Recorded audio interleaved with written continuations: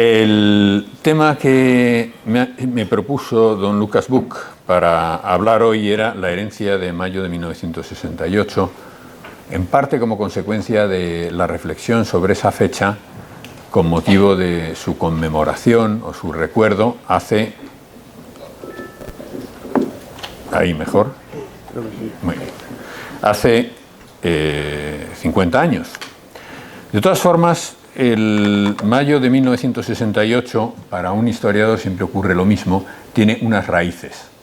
Es decir, no se puede considerar un hecho ni aislado, ni surgido de unos hechos inmediatos. Hablaremos de alguna realidad que fue inmediatamente próxima y que causó la revuelta y el eco que tuvo en el mundo.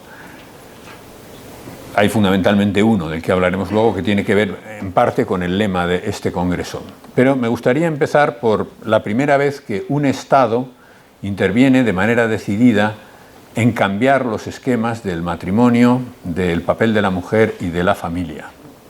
Esto ocurrió en un momento de radical transformación, la primera vez que se produjo, la primera vez que se produjo una revolución socialista con éxito en la Unión Soviética en 1917, en plena Primera Guerra Mundial. Esto fue fundamentalmente un hecho de guerra que tuvo unas consecuencias que fue generar un periodo de guerras civiles muy amplio, de más de 5 años en Rusia, pero que puso al mando del Estado soviético, de una de las facciones que luchaban, de la facción bolchevique, a unos radicales que querían cambiar las cosas de una manera especialmente intensa.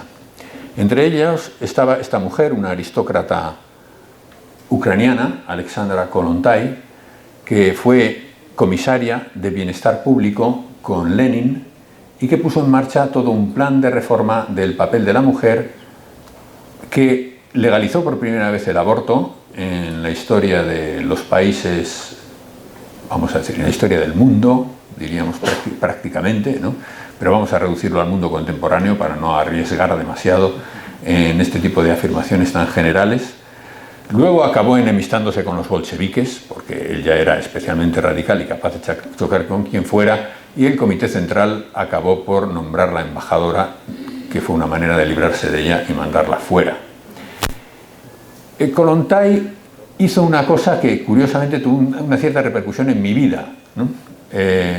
La primera vez que viajé a Polonia me entrevisté con un colega de ciencia política de la Universidad de Wrocław y que me preguntó qué pensaba del aborto. Era el año 92, quiero decir que el comunismo acababa de caer y la Escuela de Ciencia Política de Wrocław eran todos comunistas, claro, estaban todos formados allí. Había alguno que hablaba español con acento cubano intenso, porque era donde iban a estudiar español, lógicamente, los de los países del este, y este me preguntó qué pensaba del aborto. Y recuerdo que le dije, bueno, para mí es el síntoma del fracaso de una sociedad que es incapaz de acoger a una nueva criatura completamente desvalida en un momento de especial dificultad, se supone, para la madre. Entonces, es un síntoma de eso, de fracaso social intenso. Me dijo, pues es curioso, en parte tienes razón. ¿Sabes lo de los niños bandidos de Rusia? Y dije, pues no sabía. Y me dijo, sí, hombre, cuando Stalin toma el poder después de Lenin, hay un momento en que hay unas bandas de niños delincuentes en Moscú que son el fruto de la política de Kollontai, la implantación del amor libre como sistema. El amor libre, si es difícil mantener un matrimonio, un bloque de viviendas es más difícil de estabilizar en materia de convivencia. Lo que ocurrió es que hubo una generación de niños que se convirtieron en niños delincuentes, bandas de niños delincuentes, que cuando Stalin llega al poder a partir del año 27-28 y cuando le plantean este problema tienen unos 10-12 años. Stalin lo solucionó rebajando la edad de responsabilidad penal a los 12 años, con lo cual ya podían ejecutar a los niños de 12 años o simplemente mandarlos a campos de trabajos forzados. Y más o menos se arregló la situación. Pero quiero decir, este es más o menos, para mí es un poco paradigma, porque como tiene que ver con dos cosas que estaban relacionadas y acabó cayéndome encima en una conversación con un colega, era especialmente significativo para entender qué nos pasa, ¿no? Entonces lo que nos pasa es difícil siempre de resumir, pero más o menos va por aquí.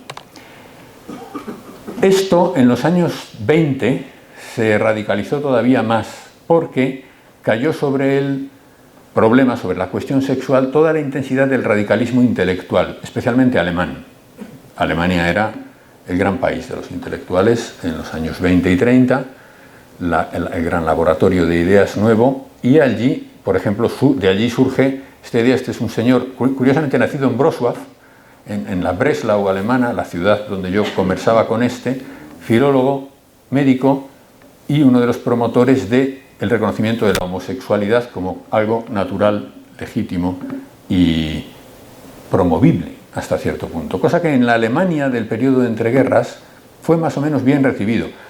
Después de la Primera Guerra Mundial, de la misma manera que ocurre esto en Rusia, también en varios países europeos aparecen una especie de misioneros laicos, profetas del vegetarianismo, la homosexualidad y otros elementos radicales que en el fondo lo que están llamando es a crear nuevas religiones apoyadas en una especie de radicalismo transformativo natural. Ya explicaré luego de dónde creo que sale esto, ¿no? Que es en gran medida de la herencia de un siglo XIX que ha ido dominando cada vez más las técnicas, también las técnicas biológicas, y que plantean como un desafío a la manera de entender el hombre. Me explico. A la altura de comienzos del siglo XX, la fecundación in vitro, la fecundación artificial animal ya es un hecho. El único salto que hay que dar es considerar que los hombres no tenemos una gran diferencia con el resto de los animales de la granja. Entonces, todo el problema es ese, diríamos, culturalmente. Entonces, lo que se está dando aquí culturalmente es una especie de rebelión frente a la cuestión técnica, por un lado, buscando una especie de salida a la crisis humana que se produce y al desconcierto que produce también socialmente el predominio de las máquinas, que anulan de alguna manera lo que hasta entonces era tradicional en la distinción del trabajo del hombre, el trabajo de la mujer, la relación con la naturaleza, etc. Entonces todo esto crea una serie de dificultades que algunos radicales van a promover y bueno, van a tener más o menos éxito. También es verdad que el ambiente en que se vive en Alemania en el periodo de entreguerras era especialmente, hoy podríamos decir, libertino, o, dicho de otra manera, ajeno a cualquier norma moral, porque es que la gente se arruinaba, había una hiperinflación terrible. Lo que ganabas a principio de mes no servía nada a fin de mes, entonces ahorrar, prever, ser cuidadoso, pensar en el futuro, no tenía sentido. Lo que tenía sentido era ser lo más oportunista que pudieras y vivir el día a día. Desde esta mentalidad en la que crecerá, es el humus en el que crecerá la idea nazi, de esta mentalidad surge esta idea de radicalismo también en materia sexual. Otro lugar donde las investigaciones eran consideradas la fuente de cualquier norma de comportamiento humano eran los Estados Unidos, y allí se desarrollan los estudios de esta mujer, por ejemplo, Margaret Mead, que estudia qué sucede en la Polinesia con los comportamientos sexuales. Y ella habla de una especie de natural convivencia sin ningún tipo de normas y una promiscuidad sana y feliz, que luego se descubrió que era una especie de broma que le estaban gastando los indígenas, pensando esta que viene preguntando, ¿no? O sea, y le contaban unas historias que, bueno, pues a ellos les servían para reírse. Los siguientes antropólogos más o menos lo desmentirán. Es más o menos comprensible, hasta cierto punto, si uno se pone en el pellejo de los que escuchaban sus preguntas. Pero este libro tiene un gran éxito, porque la sociedad occidental norteamericana está deseando oírlo, especialmente los ámbitos intelectuales, porque ese radicalismo de buscar soluciones especialmente nuevas e independientes de lo natural, o sea, que se distancien de cualquier tipo de norma que no sea el puro capricho, es muy atractivo para esos ambientes intelectuales. Aldous Huxley, un novelista británico que escribe en los años 30, percibió esto con una gran finura, porque era capaz de tener una visión prospectiva muy intensa. Y escribió un libro que habrán leído seguramente, Brave New World, traducido como Un mundo feliz al castellano, en el que se habla de una utopía en el que esto es ya una realidad. Los hombres se fabrican en laboratorios y la cosa más ridícula que uno puede decir, que causa risa, es la palabra madre, que es quizá el momento cumbre de la novela, que hay un salvaje que llama a una señora madre, a la gente le da un ataque de risa. Huxley, cuando ve lo que ocurre en la Segunda Guerra Mundial, escribe un prólogo para la edición de su libro del año 46, en el que se lee lo siguiente: la revolución verdaderamente revolucionaria está por hacer, no en el mundo exterior, sino en las almas y los cuerpos de los seres humanos. Viviendo como él vivió en el periodo revolucionario, se refiere a la Revolución Francesa, el Marqués de Sade hizo uso de esta teoría de las revoluciones para racionalizar su peculiar locura. Robespierre había llevado a término el tipo más superficial de revolución, la política. Todos iguales en política y una especie de gran democracia controlada por la convención. Profundizando un poco más, Babeuf intentó la revolución económica, la llamada conspiración de los iguales, ¿no?, de Babeuf. Sade se veía a sí mismo como el apóstol de la revolución verdaderamente revolucionaria, más allá de la mera política o economía, la revolución de los individuos, varones, mujeres y niños, cuyos cuerpos serían de entonces en adelante una propiedad sexual comunitaria y cuyas mentes debían purgarse de todo instinto natural de decencia, de todas esas inhibiciones laboriosamente adquiridas por la civilización tradicional. Sade era un lunático y la meta más o menos consciente de su revolución era el caos universal y la destrucción. Las gentes que gobiernan el Brave New World puede que no sean cuerdos, pero no son gentes locas. Y sus fines no son la anarquía, sino la estabilidad social. Es precisamente para conseguir estabilidad por lo que ellos han llevado adelante por medios científicos la definitiva, personal y verdaderamente revolucionaria revolución. Bueno, pues esta mezcla que intuye claramente Huxley a mediados del siglo XX es el corazón de las ideas que se van a desarrollar en la posguerra mundial. En el fondo está descrito aquí la idea de Sade, o sea, la idea de los hombres son una propiedad, de alguna manera están reducidos al estado o de animal o más bien de cosa y sometidos a la voluntad libre sin ningún tipo de restricción. Esto es importante porque la restricción cultural se considera una forma de represión que debe ser superado. Los estudios continuaron con los que se van a popularizar más en Estados Unidos. Esto podría muy bien hablar el profesor Joaquín de Irala, que nos conoce mejor que yo, el de Alfred Kinsey, que escribe El comportamiento sexual en el macho humano y El comportamiento sexual en la hembra humana, dos libros de gran éxito en los Estados Unidos, que son dos libros, resumiendo mucho, que hacen una gran propaganda de el uso del sexo como instrumento de placer sin ningún tipo de restricción. Incluso habla de unas cosas que son un poco terribles, porque habla de los orgasmos de los niños de edad temprana, 2-3 años. Luego se descubrirá que esto es consecuencia de su propia actividad, o sea, era un pederasta bastante criminal, sería, vamos, digno de acabar en presidio, y además falsificó las estadísticas porque trabajó con población carcelaria, fundamentalmente para las encuestas que le interesaban. Hay una señora que se llama Judith Reisman, que tiene una página web en la que se dedica a desmontar todo lo que dice como cosa científica. Sin embargo, estos libros siguen siendo muy citados y muy utilizados. Otra vez, porque van a favor de corriente del deseo de convertir el sexo en una realidad de uso común para el placer inmediato.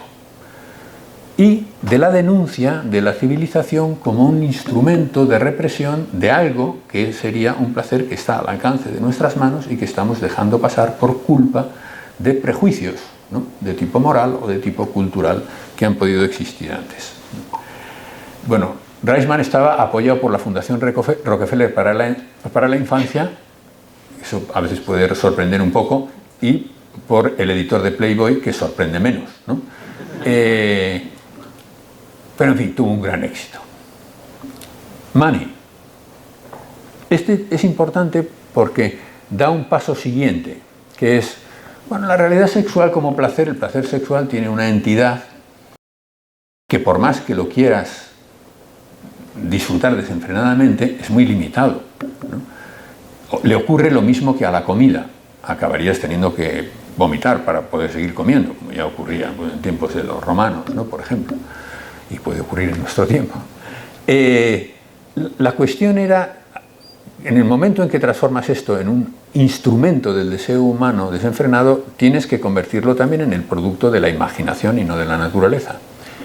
Y este médico lo que hace es cambiar el término perversiones por el término orientación sexual en los trabajos médicos sobre las cuestiones médicas y el sexo.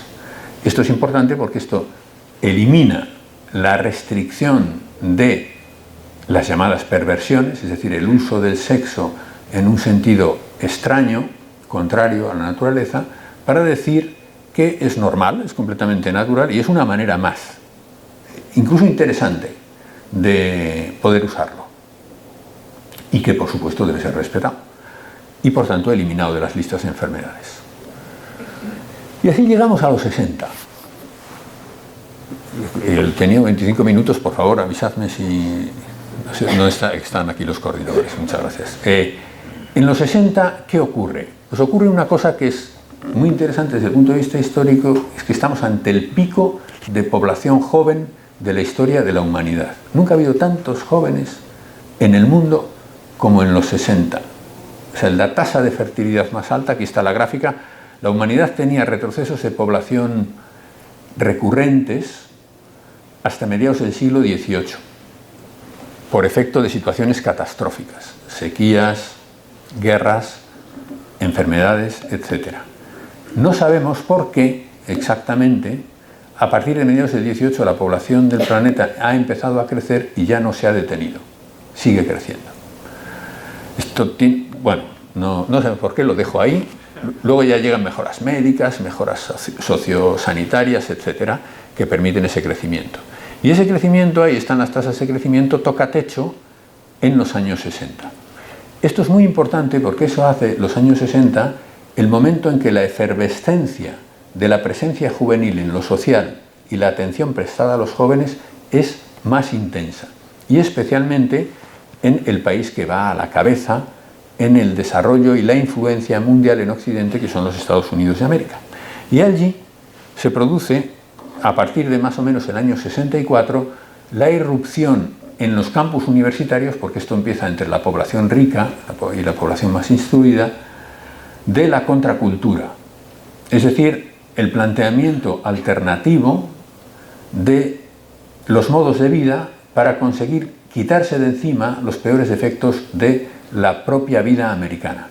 La vida americana, que ya era una vida de abundancia, de comodidades, de muchas libertades, porque era una democracia, tenía dentro de sí elementos francamente negativos. Eran muy racistas. Todavía en Estados Unidos, a comienzos de los años 60, el Estado podía disolver el matrimonio de personas de distinta raza en algunos estados. O sea, cosa verdaderamente, vamos, ni siquiera los nazis hicieron eso, pero los americanos lo hacían. Y había bolsas de pobreza muy grandes y era observable culturalmente y era denunciado por literatos, por artistas, una hipocresía ambiental que venía a decir somos los mejores del mundo cuando en realidad tenía muchos efectos. Entonces en estos años estalla la idea de en realidad tenemos que dejar de ser tan hipócritas y si somos tan ricos y tan poderosos, hacer lo que realmente podríamos hacer, que es un mundo mejor. Esto acabará focalizándose sobre varias cosas, una de ellas el uso del sexo de una manera libre. La libertad sexual y la llamada revolución sexual será una de las claves de este movimiento. El otro será el pacifismo radical, enfocado fundamentalmente contra la guerra de Vietnam y contra la acción norteamericana, no contra la soviética, aunque los soviéticos son considerados conservadores ya por estos. Y luego, culturalmente, por el deseo de construir un mundo completamente distinto desde los mayores, por romper con los criterios anteriores. Está muy bien descrito en un artículo que escribe en Arbor con motivo del 68, un monográfico en el que yo escribo sobre Francia y él escribe sobre Higinio Marín, se llama, un filósofo que quizá conocéis, escribe sobre qué es mayo del 68 desde el punto de vista de las ideas que influyen en la configuración de la mentalidad, especialmente de la gente joven, y lo califica como el movimiento de la juventud olímpica, la llama. Juventud en el sentido de Jove, el dios Júpiter, perpetuamente joven. El dios Júpiter es un joven perpetuo, perfectamente irresponsable. No va a morir porque es inmortal, es siempre fuerte, es siempre dinámico, es siempre caprichoso, es siempre voluptuoso, es siempre está siempre extraordinariamente dispuesto a disfrutar. Y olímpico porque es del Olimpo, ¿no? Entonces, en el artículo hace un paralelismo bastante interesante que dice que el 68 quitó las piedras de San Benito, el dios de los cristianos, y puso las piedras de Júpiter, el dios pagano. ¿Qué ventaja tiene eso? Pues que nos ilustra bastante bien sobre el fenómeno cultural al que asistimos, que es la exaltación de la población joven y del valor de la juventud, y la retirada del ámbito cultural de la perspectiva de la madurez y todavía más, de la vejez y de la muerte. En la cultura posterior al 68, la idea de que hay que llegar a ser maduro y que hay que llegar a tener un criterio que te estabilice en la vida no tiene sentido. Lo que tiene sentido es permanecer siempre joven. De hecho, es lo que pone a las tiendas de todas las clínicas de estética que hay en las aceras. Y siempre dinámico, siempre abierto, siempre con proyectos, y nunca pensar en la muerte. Porque la muerte no existe. Con el tiempo se llegará a programar el fin de la muerte con el transhumanismo y lo que estamos construyendo en nuestros días, porque es parte necesaria de este tipo de mentalidad, ¿no?, que construye un hombre nuevo y que va a acabar con mi tiempo. En los años 60 en los Estados Unidos esto provoca pues, todo un movimiento de conciertos, recuerdes el de Woodstock, por ejemplo. Esto se expande a Europa, llega a Francia en mayo del 68, donde encuentra a unos alumnos. Esta era la universidad modelo que estaban creando como alternativa en París, la Universidad de Nanterre, que obsérvese el Barrizal, donde claro, los alumnos se aburrían extraordinariamente y los chicos asaltaron la residencia de las chicas, el dormitorio, y tuvo que ir la policía y echarlos. El primer acto que desencadena la revuelta de mayo del 68 es un acto de reivindicación de facilidades sexuales que se explicitó cuando el ministro de Juventud visitó el campus para inaugurar una piscina que les habían hecho. Daniel Cohn-Bendit, que hemos visto en la imagen anterior, que es uno de los líderes de la revuelta, le reclama: ¿cuándo vamos a poder entrar en los dormitorios las chicas? Libremente, ¿no? El otro se queda completamente perplejo. Es muy interesante. Este señor era padre de 9 hijos, una generación completamente distinta, ¿no?, de políticos, de ideas. Y ante lo que se está enfrentando es ante los nuevos políticos. Cohn-Bendit, que cuenta en sus memorias de la revolución escenas de pederastia también vividas por él mismo, luego será un político, ¿no? Va a ser eurodiputado, vicealcalde de Frankfurt del Main. Es otra cosa. Eso sí, la revolución se une a grandes ideales, ¿no?, contra la guerra, contra el imperialismo, porque la bondad a partir de aquí va a ir unida a la promiscuidad sexual. O sea, la idea de ser bueno, si no es sexualmente promiscuo, ahí algo falla. El movimiento de mayo del 68 no quitó solo los obstáculos a la sexualidad fuera del matrimonio, ha contribuido a elevar la sexualidad al rango, a la categoría de elemento completamente integrado en el florecimiento completo del individuo. O sea, no se puede ser un hombre íntegro si no eres sexualmente muy activo y un poco frenético, de alguna manera, ¿no?, porque es una manifestación de libertad, ¿no?, libertad jupiterina esta. Prohibido prohibir, sea usted realista, pida lo imposible, grandes ideales que acompañan a esa otra transformación. Muy rápidamente tengo que decir que al mismo tiempo que ocurría esto, en política estaba ocurriendo otra cosa, que era la presión de las generaciones maduras para que un invento reciente fuera asumido por el Estado como solución. El presidente era Charles de Gaulle. Hacía tiempo que un diputado suyo de Alsacia le venía diciendo: hay que legalizar la píldora, hay que legalizar la píldora. Y le dice, esto lo recoge Alain Perfit en sus memorias: la píldora, nunca, mi gobierno no presentará nunca un proyecto de ley como ese. No se puede reducir a la mujer a una máquina de hacer el amor. ¿Va usted contra lo que tiene la mujer de más precioso, la fecundidad? Si está hecha para dar a luz. Si se tolera la píldora, no se va a sostener nada. El sexo lo va a invadir todo. Introducir la píldora es sacrificar algunas satisfacciones inmediatas a los beneficios a largo plazo. No vamos a sacrificar Francia a la carne.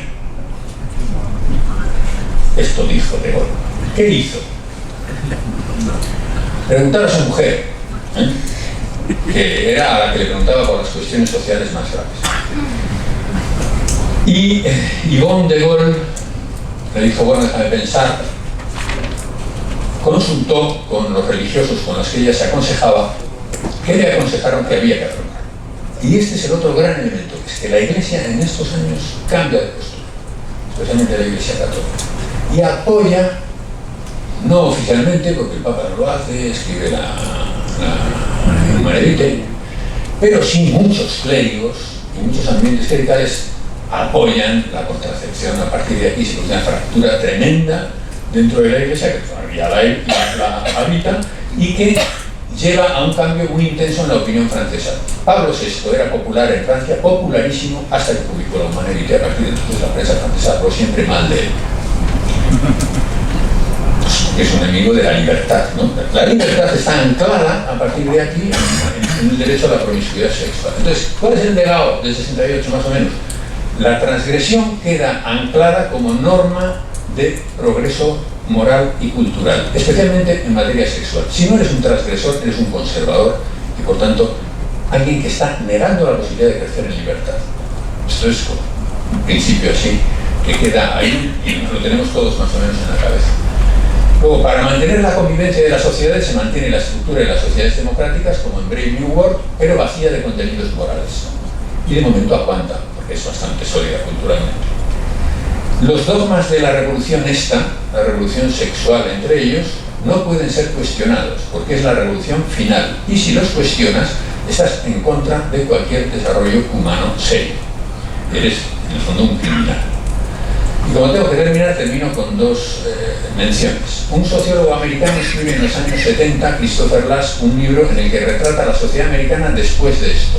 Y dice, somos una cultura narcisista. Somos incapaces de mirar nada que no sea cómo nos sentimos, cómo nos encontramos, cómo nos vemos cada uno. Esto nos hace perder, por ejemplo, el sentido histórico completamente.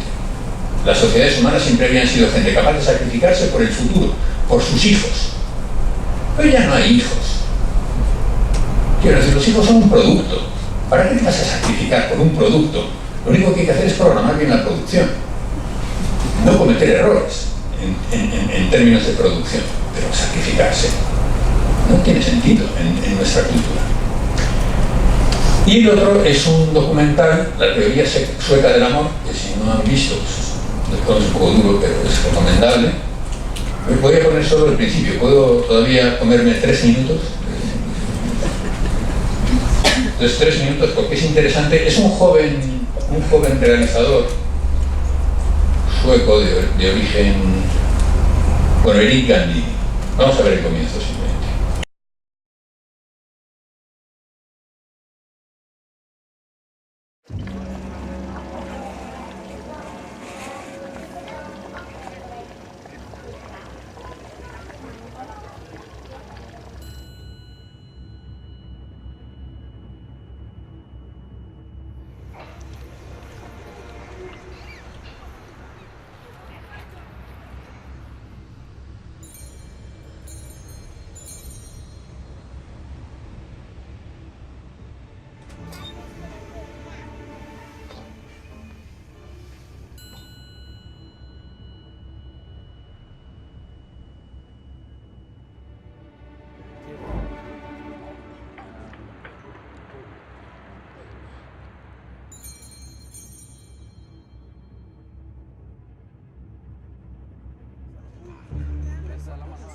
Everything was great in Sweden.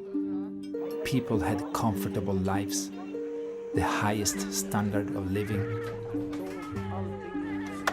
progress, modern thinking, trust in our leaders.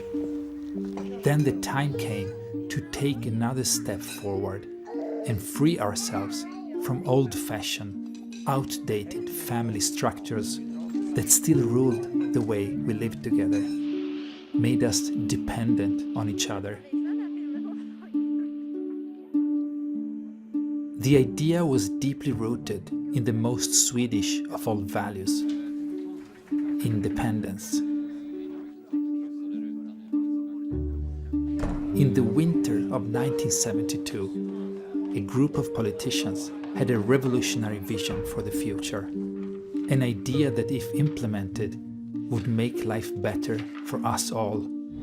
Time had come to free women from men, free the elderly from their children, free teenagers from their parents. A manifesto was written, the family of the future. Bueno, pues esto es la política.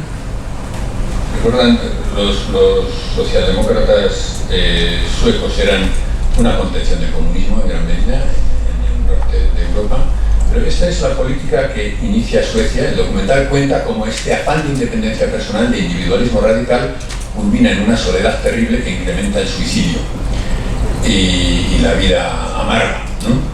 Bueno, es una descripción muy interesante porque el realizador, que es bastante joven, lo refleja de una manera bastante clara. Es un resumen de el estadio final, ¿no? Del diseño de la política de familia basada en la idea individualista que se puso en marcha en los 70. Bueno, no es muy alegre la historia que he contado, pero es la que es. Hay una frase de Luis que resume bastante bien cuál es el problema que late detrás de todo esto, ¿no? El poder del hombre para hacer lo que le plazca significa, como hemos visto, el poder de algunos hombres para hacer de otros hombres lo que les plazca. Esto afecta especialmente a la familia y a las relaciones sexuales. Y es probablemente el nudo gordiano del dilema cultural en el que vivimos. Y yo con esto he terminado lo que hablamos, si quieren, lo que quieran.